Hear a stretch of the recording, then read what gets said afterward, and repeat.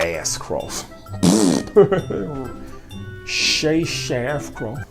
You know, in the half a century that I've walked this planet, my beautiful flyover state of Missouri has tried its best to prove that it belongs in the upper echelons of state-sanctioned institutional hatred and control. Right up there with the likes of Texas, Florida, Alabama, and all the other Confederate states. But truth finds a way.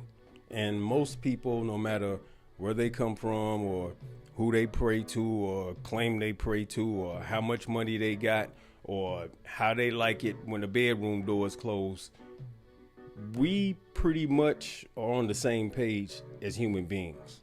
Now, recently, the citizens in my beautiful flower state of Missouri have passed a petition to put abortion rights on the ballot in this coming November, later this year. Now, this is a provision that came about from a grassroots, ground-up movement. They marked a day of celebration for abortion rights supporters who have been campaigning for months in hopes of putting abortion rights on the ballot later this year. When abortion rights are under attack, what do? Stand up, fight back! In just 3 months, Missourians for Constitutional Freedom gathered more than double the number of signatures needed to qualify for the ballot. Who would have thought that we would be placed in a position for a historic time such as this? Now, that's on the ballot, and the ball is now in our court as voters. Listen, this is a real-world example of how voting actually does affect your everyday life. Anybody telling you that voting don't matter is just sprinkling some Lowry soul food seasoning on top of some white nationalist talking points. Many of our Christians have what I call the goo-goo syndrome. Good government. They want everybody to vote. I don't want everybody to vote. Elections are not won by a majority of people. They never have been from the beginning of our country, and they are not now. As a matter of fact, our leverage in the elections, quite candidly, goes up as the voting populace goes down. Yeah. White nationalists don't want you donkeys voting. Now, let's break this down, step by step. You goofy motherfuckers either sat on the couch or even worse, actually went and voted for Trump in 2016. Don't get mad or hit dog or holler, which is how we ended up with this orange shit stain in the Oval Office. Okay, now just follow me, stay with me now.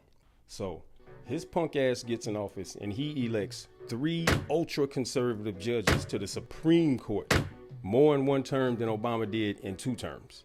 In the confirmation hearings, they were all asked their position on the abortion law, or specifically Roe v. Wade.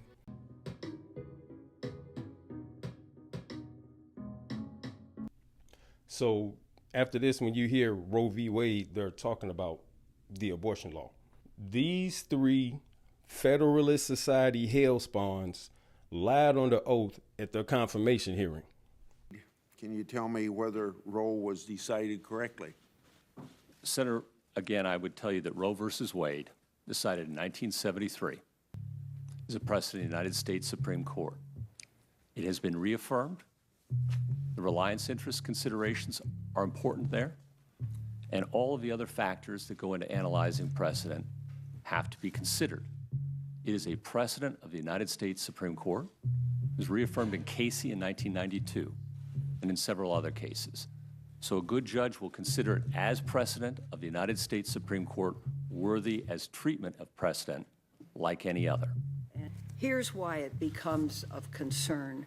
The president said that he would appoint someone who would overturn Roe.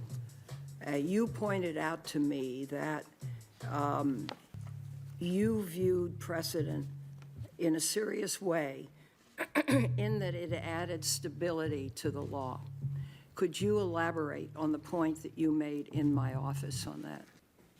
Part of the value of precedent, it has lots of value. It has value in and of itself because it's our history. And our history has value intrinsically. But it also has an instrumental value in this sense. It adds to the determinacy of law. Or at the least didn't have the balls or the ovaries to take a stand on Roe v. Wade either way. Justice Scalia's view that Roe was wrongly decided. So, Senator, I do want to be forthright and answer every question so far as I can. I think on that question, I'm going to invoke Justice Kagan's description, which I think is perfectly put. When she was in her confirmation hearing, she said that she was not going to grade precedent or give it a thumbs up or a thumbs down. And I think in an area where precedent continues to be pressed and litigated, as is true of Casey, it would be particularly, it would actually be wrong and a violation of the canons for me to do that as a sitting judge. So if I express a view on a precedent one way or another, whether I say I love it or I hate it, it signals to litigants that I might tilt one way or another in a pending case.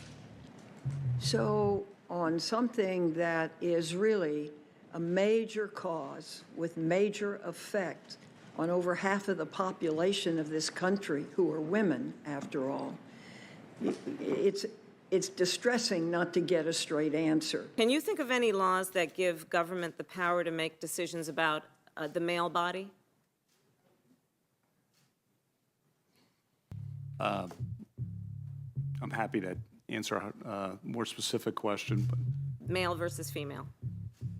there are medical procedures. Okay. That the government has the power to make a decision about a man's body? I thought you were asking about medical procedures that are unique to men. I'll repeat the question. Can you think of any laws that give the government the power to make decisions about the male body? I'm not thinking of any right now, Senator. So, all three of these so-called justices turned around in 2022 and overturned a woman's right to choose. The dissent, of course, is quite blistering, says it's a sad day for the court and for the millions of Americans who now lose a constitutional right that the court once granted and took away. And this then activated what white nationalists like to call the trigger laws. I would just notice one other thing. The Attorney General of Missouri has now just tweeted that it's the first state to let its trigger laws spring into action, that the abortion is now banned as of today in Mississippi or in Missouri. It was one of 13 states that had these trigger laws on the book that said abortion would become illegal once the Supreme Court ruled. That's one of the nation's most restrictive abortion bills in the country. Moments ago, lawmakers in Missouri State House passed legislation that bars the procedure at 8 weeks of pregnancy. This after yesterday, the Missouri State Senate passed the bill. The bill is going to only allow an abortion in medical emergencies with no exceptions for cases of rape or incest. Doctors would face between 5 and 15 years in prison for violating the ban. Women would not be prosecuted for having the abortion. Joining us now is... And that's not all. Jay Ashcroft, Missouri Secretary of State, actually tried to put this on the ballot language, like what you would see on the ballot when you voted. Listen, the initial ballot summary he drafted appears on the ballot. It would appear on the ballot to ask Missourians, in part, if they wanted to allow dangerous, unregulated, and unrestricted abortions from conception all the way till live birth. And pro-abortion groups sued his ass. I mean, this is the type of unserious, bro-do, jackass activity that the Republican Party constantly displays and wonders why people are calling their stupid ass weird. Or as we say in St. Louis, word. And what's worse is that at the end of the day, it's not true. It's disingenuous. The actual proposal to end abortion in Missouri does not call for abortion from inception to birth. Just a bold-faced lie, and he actually tried to get that language put on the ballot.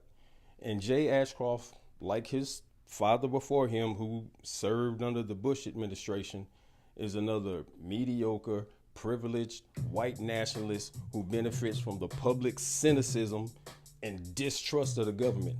So they just don't even vote. And then his failing forward ass can do the type of damage to hardworking people that basically just want to mind their own business and raise their families. So we just took a quick look at how the election of Trump had a ripple effect that touched almost every state in the country so far.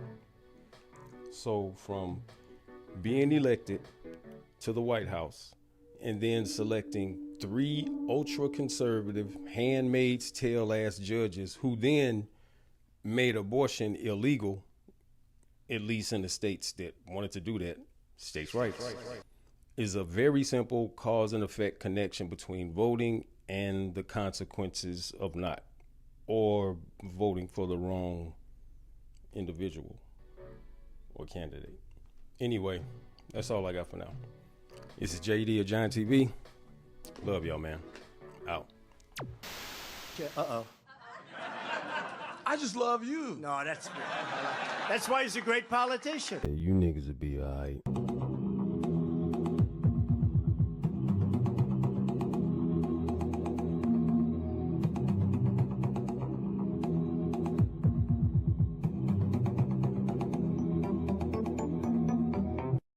Look at my African American over here. Look at him. Are you the greatest?